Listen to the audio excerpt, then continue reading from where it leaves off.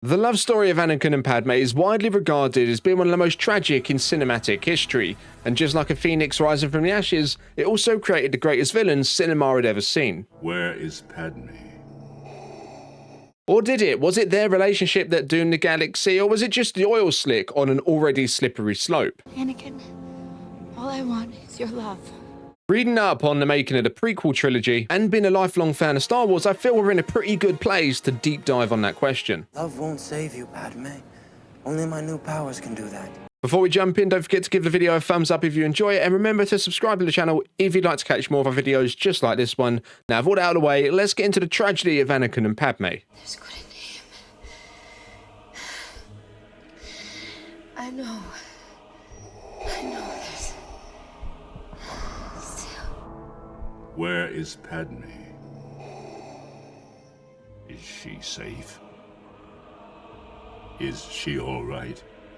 Before we get into the tragedy, there's a few points we need to discuss regarding where it all first started, back on Tatooine in The Phantom Menace. Qui-Gon Jinn and Obi-Wan Kenobi aboard the Naboo Royal Starship, alongside Queen Padme Amidala, were forced to land on the desert planet in search for parts to repair their ship.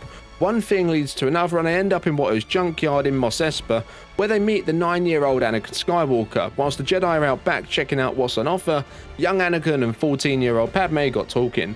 Who would have known that one day they'd go on to have the worst marriage in the galaxy? Now, it's been said many times before, and no doubt some of you are thinking it. Isn't it weird because she's a teenager and the queen, whereas he's a 9-year-old slave boy? Well, going back to the Star Wars Archives book, George Lucas actually said those type of feelings weren't there at that point. Yeah, Padme liked him, but it was the same kind of like you'd have for a cute little puppy. Now, Anakin, on the other hand, he did have a crush on her, and he even threw out that angel line. Are you an angel? What? I can't say it's one I've tried myself, but let me know if you've had any luck with it. He's young, so we'll let him off. Anyways, this meeting wasn't a chance encounter, it was the will of the Force. Qui-Gon confirms as much. Anakin was always destined to be found and trained by the Jedi, being the prophesied chosen one. It was integral he learnt the ways of the Force. But did that also mean he had to meet Padme and fall in love? When coming up with the prequel trilogy, George knew he had a hard time ahead of him trying to get kids to sit through the love story part of the movie, but it was absolutely vital. It was in there, so he had to make it work. George explains that although Padme dismissed him in that sense during The Phantom Menace, once they reunited in Attack of the Clones, the dynamic between the two was instantly different. Annie? My goodness, you've grown. At this point, Anakin's 10 years in on his Padme crush, but he's also grown. He was 19. Now, to be fair, in his book, George has aged Anakin up a year, and he's got him down as 20, but in canon, he's actually 19. Unless what George says is canon, so then in that case, he would be 20. Anyways, I'm sure it doesn't really matter, because they're always going to get together, and despite Padme essentially saying, no, this can't happen, the fact is, she still had the carving on a necklace that Anakin gave her all those years ago, which is actually called a Jaipur snippet, to bring her good fortune and to remember him by, not knowing if they'd ever meet again. Then, of course, when they had dinner together in episode 2, which played a key part in their story, Anakin found the gown she was wearing seductive, which was essentially sending him mixed messages. However, George doesn't elaborate if Padme dressed that way intentionally or not, although he does say he's falling for it. But you know what, I'm going to lean towards that perhaps she did, even if it was a brief fall and maybe even subconscious in the back of her mind. She was surprised as to the amount Anakin had grown during their time apart, and she always had a soft spot for him. But was it this very soft spot that ultimately led to the Republic, the Jedi, and the galaxy falling apart? We can't talk about Anakin's fall to the dark side without also addressing another key event in his life, the death of his mother,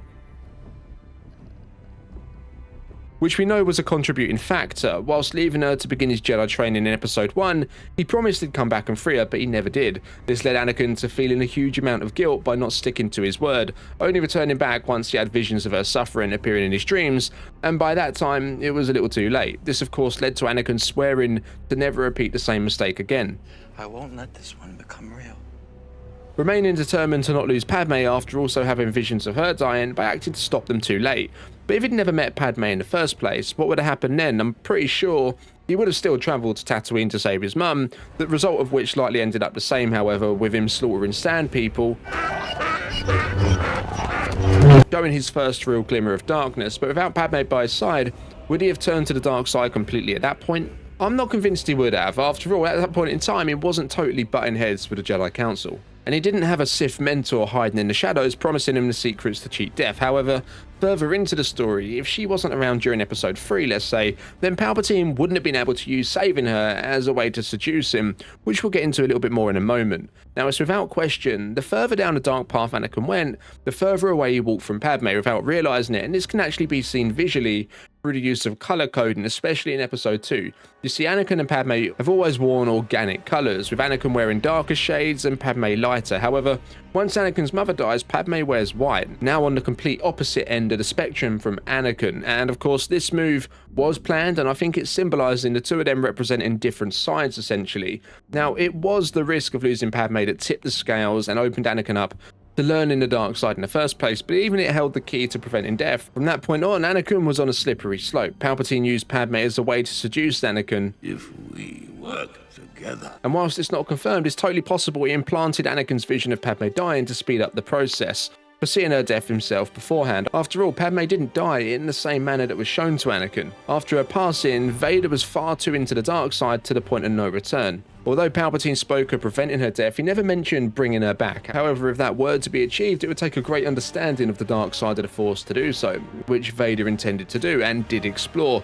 A long story short here, but Vader essentially built his entire fortress on Mustafar, steeped in dark side secrets in the hope of being able to bring her back, and in the comics, he actually managed to enter the spiritual realm of the dark side, where he eventually encountered Padme. However, she refused to return to the land of the living with him due to no longer recognizing the man she married, insisting Anakin Skywalker was dead. So Vader had no luck in that respect. Anakin Skywalker was dead, and Darth Vader took his place. What if she didn't die of a broken heart? What if she was strong enough to survive, and in turn went on to raise Luke and Leia?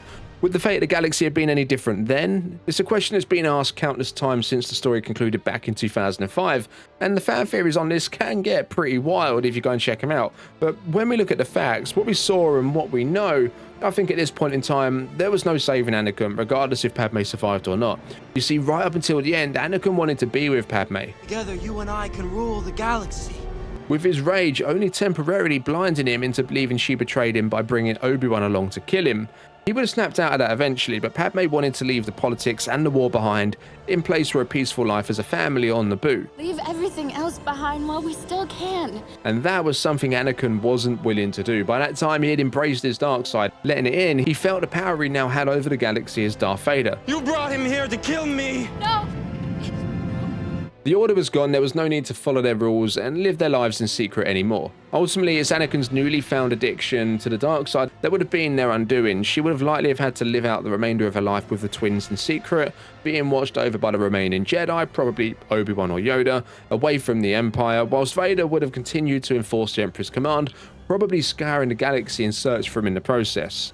And perhaps even in that alternate version of events, who knows, maybe Luke would one day be the one to finally bring Vader back to the light after many years of feeling abandoned by the one he loved. Anyways, that did eventually happen in the movies. Luke's reluctance to strike his father down, the belief that Anakin was still alive somewhere deep within, and the fact Luke and Leia were all that remained from his time with Padme, Anakin came to the fore and stepped up when it really mattered. I'd have to say, Padme herself isn't to blame for Anakin's downfall and the galaxy pretty much being tipped on its head, but their meeting definitely kicked off the chain of events that led to it.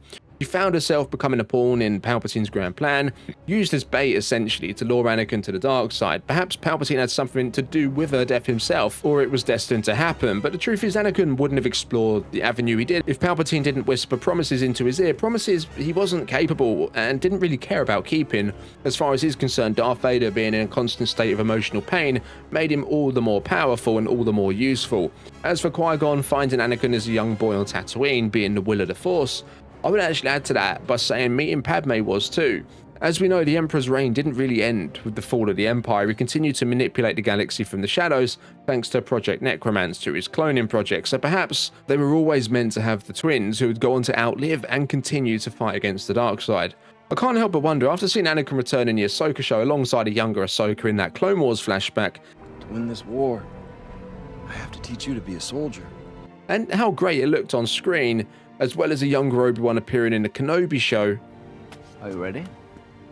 If there's a possibility out there for Lucasfilm to explore with a live-action Clone Wars series or even a movie, taking us way back and telling a previously unexplored story set within the Clone Wars, this time however in live action, where we could also see Padme return to help them out too. It seems like that's a project the fans could really get behind, and besides, if they'd ever do it, there's no better time than now. Yeah, they'd need to do some slight de-aging for the show, after all the Clone Wars in live action was around about 2 decades ago, but we've seen them do it, they can pull it off. They wouldn't be faced with the same dilemma they have with Luke right now, in that do they extensively de-age Mark Hamill or just recast? A great Jedi. Anyways, we've explored the ins and outs of Padme's role in Anakin's fall to the dark side, which kick-started the darkest period in recent galactic history, and it's clear that although it didn't have to, George wanted love to be the catalyst of it. Do you think the love story was a good addition to the prequels, or would you have preferred it played out in a different way? As always, drop your thoughts, theories and wilder speculations down in the comments below. Remember to leave a thumbs up on the video if you've enjoyed it, and don't forget to subscribe if you'd like to catch more. I'll catch you in the next one. May the Force be with you.